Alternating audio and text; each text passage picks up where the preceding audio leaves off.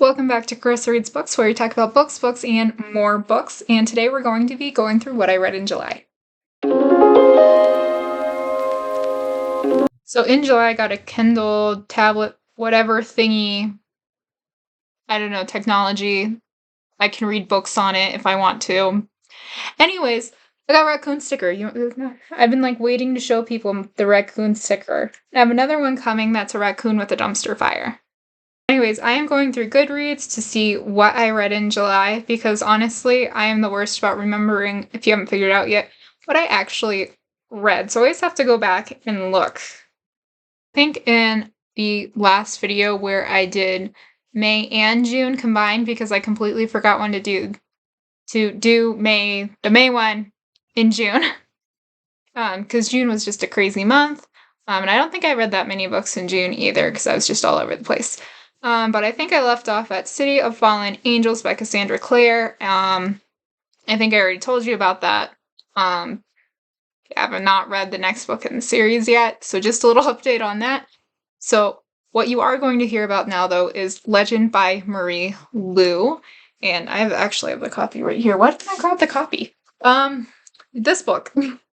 I really like this book. I gave it 5 stars, although I could see why it'd be 4 stars. I recently did a reading vlog for my last video for Legend, so I will link that below, and you can see my final thoughts on it. So after that, I read Eldest, since I've been re-going through the Inheritance Cycle series, or aka the Aragon series, and this is obviously a thick book, and I honestly cannot read one book at a time. So I'll always have several books I'm reading. So that's why it took me a little longer to get through this one. But yes, 5 out of 5 stars. Would recommend. In the month of July, I also ended up going to Second and Charles, and I found the entire 100 series while I was there, so I bought it. I'm about halfway through. I got distracted with some other books, so I am currently reading the third one, but have not gotten very far in it. But I read the first one. And I also read the second one. I rated the first one 3 stars, second one 4 stars. I'm gonna be honest, I could like this series so much better, and if it was not for Glass's point of view just killed the story for me. I am so sorry. But other than that, I liked it. It gives me, I don't know. There's a lot of people, it's like, oh, it's like the Hunger Games. No, I wouldn't say Hunger Games, but I would say Lord of the Flies. And so I find the concept interesting. I really do like the concepts. But again, Glass's point of view is why I keep getting hung up. I like everybody else, but not Glass. After reading the first 2 books in the 100 series, I got a little distracted by An Awfully Big Adventure by Shauna Woodland. This is a self-published book, and so you can get the physical copy or you can get the ebook.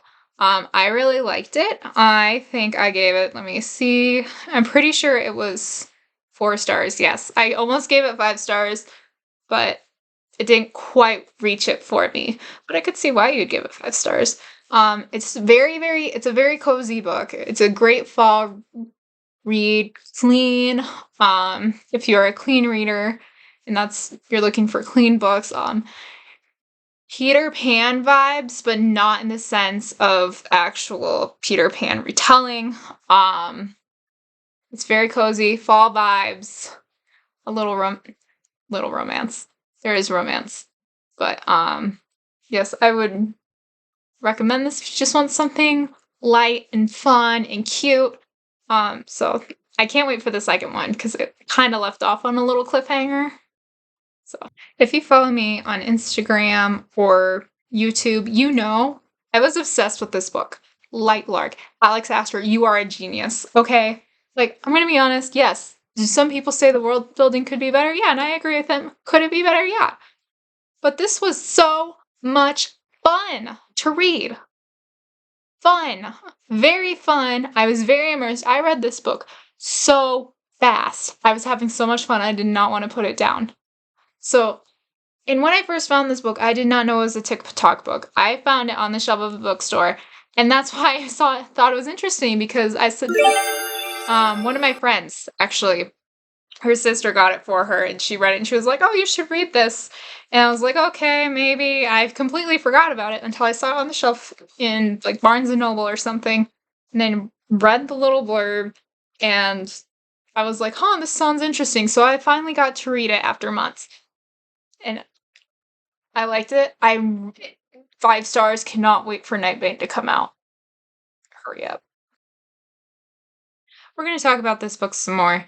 So, like I said, the world building obviously could have been better. Yes.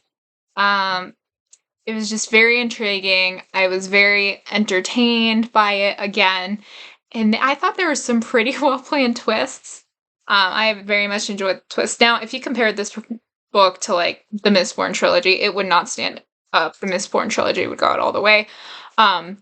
However, I think it was fun. I had fun. But it is dark YA fantasy. So if you're not a fan of like morbid, because it does get a little morbid at times, this might not be the book for you. Cress. I read that next. I really like this book. And I have enjoyed the Lunar Chronicles series. But like I think I got to chapter 55 in this book. And that chapter just blew me away. I was like reading it and then reread it. I was like, oh, it was really good. So obviously this seems a little thicker, I think, than I don't have Scarlet, but I do have Cinder back there, and it's thicker than Cinder. So overall I gave this 5 stars. I liked it. But I still think I like Scarlet the best out of all of them. I haven't read Winter though, so we'll see. Throne of Glass. I like this book. I think I gave it 5 stars. I read this one fast too. I was very immersed, like I was Lightlark. And I cannot wait for second books. This is my library's copy. Um, and so I'm waiting to get the second book. But I honestly, I'm gonna be honest. If you know what order I'm supposed to actually be reading the series in, put it down in the comments below. But I just started with Throne of Glass, and I'm gonna read the second one now. Although I've heard things about like, no, you should read Assassin's Blade next, or no, don't do that. Read that last. So I don't know what order I'm supposed to be reading these in, but I am very intrigued by the series. So if you could put what order I'm supposed to read this in down in the comments below, I will be forever grateful. Thank you. The Raccoon wanted to say hi. Alright, so the last book I read was at the beginning of August, but I'm going to include it in this video just because I can. And so you may be hearing it again in the August what I read if I continue to do this series. Anyways, the last book is The Blood Veer by Christy R. Harrell, which is a self-published book. And if you like young adult fantasy with political intrigue, this book is for you. I was blown away by this book. I gave it a 5-star review. Not solely because of political intrigue, but that was most of it. The setting for this book was absolutely beautiful too. And I really liked some of the characters. Yeah, but I was blown away by some of the political intrigue and twists. And I haven't even read the second book, and I've heard from other readers who have read the second book that the second book is wild with some of these twists. So I cannot wait to read the second one. I would recommend this. Tell your friends. Go read it. Thank you so much for joining me for the What I Read in a Day video. Don't worry, I'm not going to serenade you. My guitar is just extremely out of tune. Haha. Anyways, thank you so much for joining me and seeing what I read. And if you've read any of these books, let me know your thoughts in the comments below. Especially if you read Lightlark, because I want to hear your opinion on that, because I've heard both sides of the story. So I kind of like hearing what people think of that book. Anyways, if you like this video, be sure to hit the like button and subscribe to my channel if you want to see more like this. Alright, have a great rest of your day, y'all.